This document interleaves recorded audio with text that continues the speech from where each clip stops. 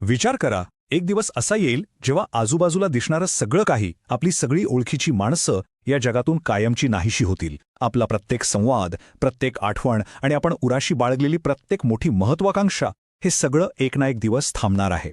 मानवी आयुष्याचा शेवट ठरलेला आहे. पण गंमत बघा, आपण आपला सगळा वेळ आणि ऊर्जा हे सत्य नाकारण्यातच घालवतो, नाही का? आजच्या या विश्लेषणात आपण याच एका अतिशय सखोल सत्याचा उलगडा करणार आहोत. प्रत्येक माणसाचा मृत्यू होणार आहे. आता ऐकायला ही फक्त एक साधी ओळ वाटते, पण ती एक अशी कटू जाणीव आहे ना, जी आपल्या नकळत आपल्या प्रत्येक कृतीला आकार देत असते.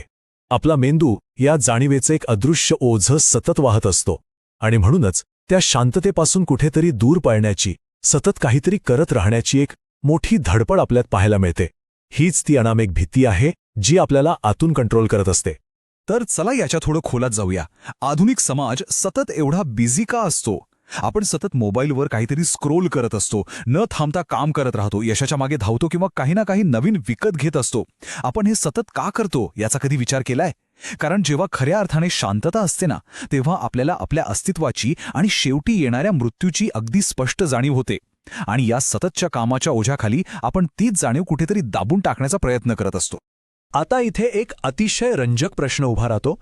माणसाची जगण्याची ही धडपड इतर प्राण्यांपेक्षा वेगळी का आहे? म्हणजे बघा, पृथ्वीवरचा प्रत्येक प्राणी धोक्यापासून स्वतःला वाचवतोच. पण फक्त माणूसच असा एक जीव आहे ज्याला हे पक्क माहीत असतं की आपला मृत्यू निश्चित आहे आणि तो भविष्यात कधीतरी येणारच आहे. हे एक असं भयंकर आणि जड ओझं आहे जे आपण आयुष्यभर आपल्या पाठीवर वाहून नेत असतो. तर यातला सर्वात महत्त्वाचा मुद्दा हा आहे की या अस्तित्वाच्या भीतीला विज्ञानात आणि मानसशास्त्रातही एक खूप भक्कम आधार आहे. त्याला टेरर मॅनेजमेंट थिअरी असं म्हणतात. सोप्या भाषेत सांगायचं तर ही एक अशी मानसिक रचना आहे जिथे आपली वागणूक ही केवळ मृत्यूच्या भीतीला मॅनेज करण्याच्या गरजेतून ठरत असते. म्हणजे भावनिक पातळीवर या मृत्यूच्या जाणीवेपासून स्वतःला वाचवण्यासाठी आपण नकळतपणे वेगवेगळे मार्ग आणि यंत्रणा शोधून काढत असतो. या भीतीवर मात करण्यासाठी आपण काय करतो? तर आपण सिम्बॉलिक सर्व्हायव्हल मेकॅनिझम म्हणजेच प्रतिकात्मक स्वरूपात जिवंत राहण्याचे मार्ग शोधतो. मोठे व्यवसाय उभे करणे, सुंदर कलाकृती निर्माण करणे, नव्या कल्पना मांडणे, आपलं कुटुंब वाढवणे आणि समाजात नाव कमावणे. आपण हे सगळं का करतो? कारण आपला हा भौतिक देह संपल्यानंतरही आपला काहीतरी अंश या जगात जिवंत राहावा, अशी आपली एक खोलवर रुजलेली इच्छा असते. आपल्या या सर्वोच्च महत्वाकांक्षा थेट आपल्या अंताच्या भीतीशी जोडलेल्या आहेत. आणि हे अगदी उत्तमरित्या स्पष्ट करतं की इतिहासात मानवी संस्कृतींनी पुनर्जन्म किंवा स्वर्गासारख्या आध्यात्मिक संकल्पनांचा आधार का घेतला असावा. मृत्यूमुळे एक प्रचंड मोठी भावनिक अनिश्चितता निर्माण होते. या अनिश्चिततेमुळे मानवी मन पार घाबरून जातं आणि अशा वेळी आपल्या श्रद्धा आणि समजुती आपल्याला एक प्रकारचा दिलासा देतात, आयुष्याला एक अर्थ देतात. थोडक्यात सांगायचं तर या अज्ञाताच्या भीतीवर मात करण्यासाठीच आपण या आध्यात्मिक प्रणालींची रचना केली आहे. आता जरा आधुनिक समाजाच्या एका वेगळ्या पैलूकडे बघूया. म्हातारपणाची दिसणारी चिन्ह आणि मृत्यूवर नियंत्रण मिळवण्याचा आपला भ्रम यांची तुलना केली तर एक गोष्ट लगेच लक्षात येते. चेहऱ्यावरच्या सुरकुत्या किंवा शारीरिक झीज हे आपल्याला सतत आठवण करून देतात की आपली वेळ निघून चाललीये. हे आपल्या शरीराचं एक बायोलॉजिकल क्लॉक आहे जे सतत टिकटिक करत असतं. म्हणूनच आजचा समाज तारुण्य आणि सौंदर्याच्या मागे एवढा वेड्यासारखा धावताना दिसतो. हे जे वृद्धत्व रोखण्याचं फॅड आहे ना, तो केवळ मृत्यूवर नियंत्रण मिळवण्याचा आपला एक फसवा भ्रम आहे. खरं सांगायचं तर आपण सगळेच या शांततेपासून पळ काढत आहोत. जीवनाचा अर्थ काय आहे? आपण जे काही रोज करत आहोत त्याला खरंच काही महत्त्व आहे का?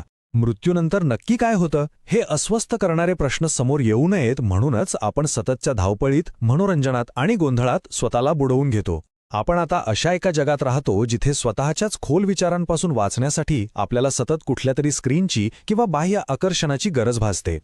पण इथे एक अतिशय महत्त्वाचा प्रश्न उभा राहतो.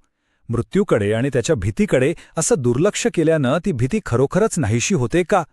तर याचं उत्तर आहे अजिबात नाही. ही आधुनिक काळातली सततची धावपळ फक्त त्या अंतिम सत्याला सामोरं जाण्याची वेळ थोडी पुढे ढकलते, एवढंच.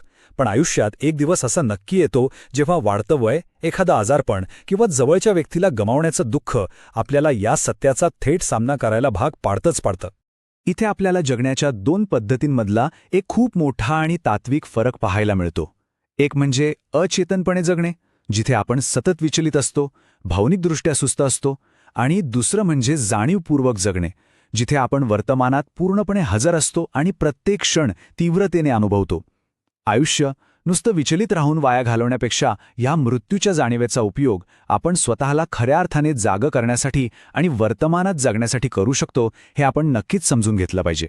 चला तर पुढे जाऊया आणि हा विचार कसा उलगडतो ते पाहूया. क्षणांना महत्त्व असतं कारण ते कधीतरी संपतात. हे खरंच एक अत्यंत सुंदर आणि हृदयस्पर्शी सत्य आहे, नाही का? हा एक केवढा मोठा विरोधाभास आहे बघा. मृत्यूमुळेच आपल्या वेळेला आणि आपल्या प्रेमाला एक अमूल्य अशी किंमत मिळते. जर वेळ अमर्याद असती आणि काही कधी संपलंच नसतं तर आपण कधीच कोणत्याच गोष्टीचं खरं मूल्य जाणलं नसतं.